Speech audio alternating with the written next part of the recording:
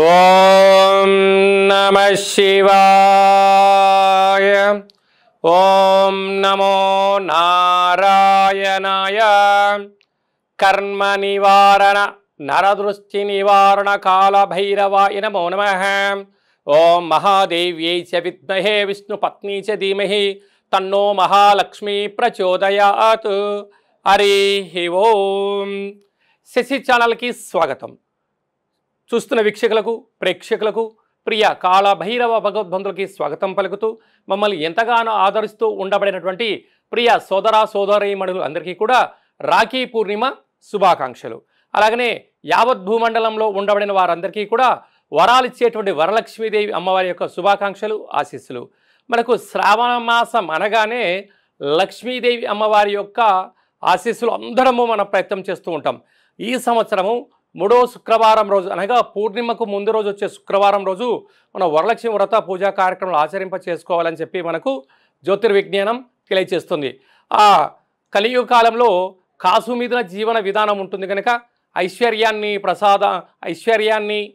లక్ష్మీ కటాక్షాన్ని అందరిపైన చల్లగా ప్రసాదించాలని మనసారా కోరుకుందాం. 1/8/2025 15/8/2025 వరకు పుట్టినటువంటి వారందరికీ కూడా ముందస్తుగా జన్మదిన శుభాకాంక్షలు. గతంలో వివాహం చేసుకున్న వారికి వివాహ వార్షికోత్సవ శుభాకాంక్షలు. ద్వాదశ రాశుల్లో గ్రహ గమనాల్ని ఒకసారి వీక్షింపచేద్దాం. మిథున రాశిలో దేవగురు బృహస్పతితో కలిపి శుక్ర భగవానుడు 12 సంవత్సరాల తర్వాత సంచార స్థితి.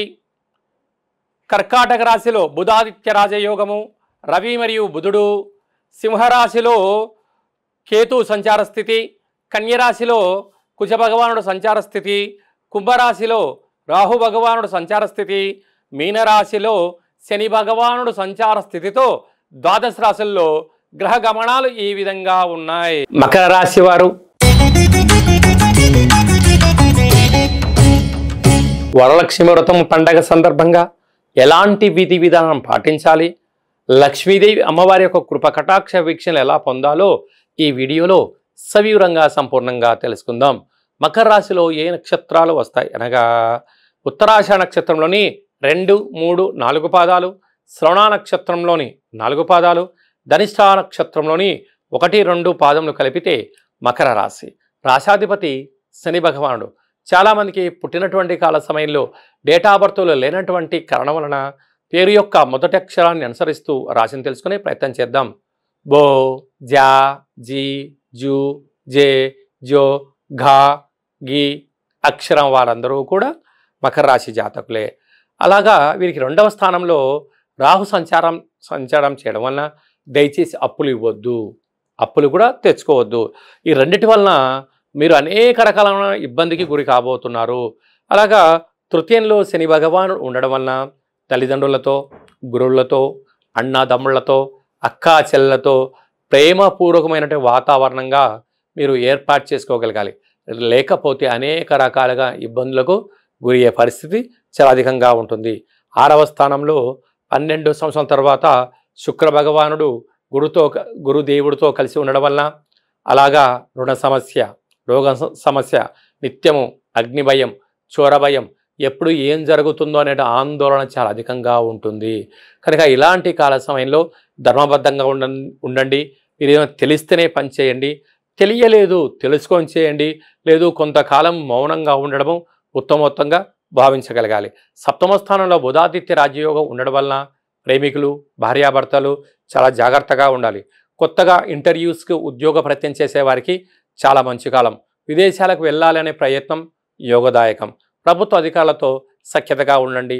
అష్టమ కేతు సంచార స్థితి ఉండడం వలన వీలైనంత వరకు మీరు ఏకాగ్రత, ధ్యానము, మెడిటేషన్ చాలా అవసరము. ఈ పని చేయొచ్చా చేయకూడదు అనేటువంటి సందిగ్ధత ఉంటుంది. ఇలాంటి కాల సమయంలో అమ్మవారికి అలాగా కాఫీ కలర్ కలిగినటువంటి వస్త్రాన్ని అలంకారము చేయడము, అలాగా తెల్లటి నువ్వుల ఉండలతో కూడుకున్న నైవేద్యంగా ఏర్పాటు చేసి వచ్చిన వారందరికీ కూడా వాయన తాంబూలాన్ని ఇవ్వగలిగినట్లయితే ఐశ్వర్యం, ఆనందం మకర రాశి వారు సొంతమవుతుందని చెప్పి గమనించాలి. మనకు శ్రావణ మాసంలో ముఖ్యమైనటువంటి పండుగల గురించి, విధి విధానం గురించి క్లుప్తంగా సవివరంగా సంపూర్ణంగా తెలుసుకుందాం. 1వ తారీఖు 8వ నెల 2025 శ్రావణ మాస శుద్ధ అష్టమి. మనకు అష్ట కష్టాలు పోగొట్టడం కోసం, అష్ట ఐశ్వర్యాల స్వాగతం కోసము మహాలక్ష్మీదేవితో పాటి ఐశ్వర్య కుబేర కాళభైరవ స్వామి స్మరణ కుష్మాండ దీపాన్ని ఇంట్లో పెట్టడం వల్ల విపరీతమైన రాజయోగం కలుగుతుందని చెప్పి గుర్తుపెట్టుకోగలగాలి. అలాగనే మనకు 8వ తారీఖున చతుర్థి, శ్రావణ 2వ శుక్రవారాన్ని ఎప్పుడు మనము శ్రావణ శుక్రవారం అంటూ ఉంటాం. ఈ సంవత్సరం 3వ శుక్రవారం అవుతుంది కనుక ఈ భూమండలం అంతను కూడా లక్ష్మీదేవి అమ్మవారిని వరలక్ష్మి పూజ చేసుకోవడం, లక్ష్మీదేవి అమ్మవారిని అందరినీ వైకుంఠం నుంచి స్వాగతం పలికే పూజా మహోత్సవ కార్యక్రమంలో పాల్గొందాం. అందరికీ ఐశ్వర్యాన్ని ఆనందాన్ని ప్రసాదించాలని మనసారా లక్ష్మీదేవి అమ్మవారిని కోరుకుందాం. అలాగనే 9వ తారీఖున మనకు శ్రావణమాస పూర్ణిమ. అనగా మనకు శ్రావణమాస పూర్ణిమ రాగానే మనకు శ్రవణ నక్షత్రాలు అవ్వడం వలన రాఖీ పూర్ణిమ అంటారు. అంటే సోదరులకు, అన్నదమ్ముళ్లకు, అక్కా చెల్లెలకు కట్టేటువంటి రక్షాబంధన శుభముహూర్త కార్యక్రమములను, అంటే మనము 84,000 జీవరాశులలో అత్యుత్తమైనటువంటిది మానవ జన్మ. ఈ మానవ యొక్క జన్మలో ఈ యొక్క తల్లి తండ్రి గర్భంలో మనము జన్మించినటువంటి వారమే మనము సోదర సమానంగా భావిస్తూ ఉంటాం.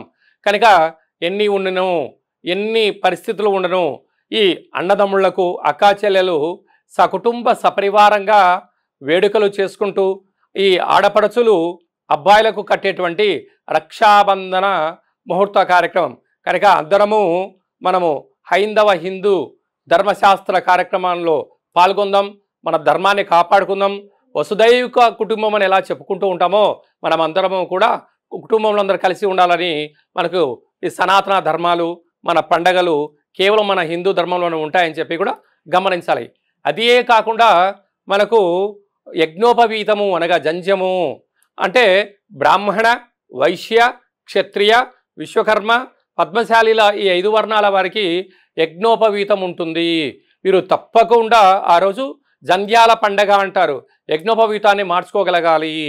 కనుక మనకు వేదం ఏమి చెప్తుందయ్యా అంటే తల్లిని మించిన దైవము లేదు, గాయత్రి మంత్రాన్ని మించిన మంత్రము లేదు అని చెప్తూ ఉంటారు. అందుకే ఆ గాయత్రిని యజ్ఞోపవీతాన్ని మార్చుకొని సూర్య నమస్కారం చేసుకొని కనీసం ఒక 27 సార్లైనా, ఇంకొంచెం సమయం వెసలుబాటు ఉంది, 108 సార్లైనా గావిత్రి, సావిత్రి, మహాసరస్వతి, త్రిసంధ్య స్వరూపిణి, మహాశక్తి స్వరూపిణి దేవి నమో నమః అంటూ ఓం భూర్భువత్స్వః తత్సవితుర్వరేణ్యం భర్గో దేవస్య ధీమహి ధియో యో నః ప్రచోదయాత్ అనేటువంటి అమ్మవారిని స్మరణ చేయడం వలన ఆ గాయత్రీదేవి అమ్మవారి యొక్క కృప కటాక్ష వీక్షణలు కలిగి బ్రాహ్మణులకు శ్రీ గాయత్రీదేవి యొక్క ఆశీస్సులు, వైశ్యులకు కన్యకా పరమేశ్వరి దేవి అమ్మవారి యొక్క ఆశీస్సులు, క్షత్రియులకు కాళికామాత ఆశీస్సులు, విశ్వకర్మలకు శ్రీ పోతులూరి వీరబ్రహ్మస్వామి గారి యొక్క ఆశీస్సులు,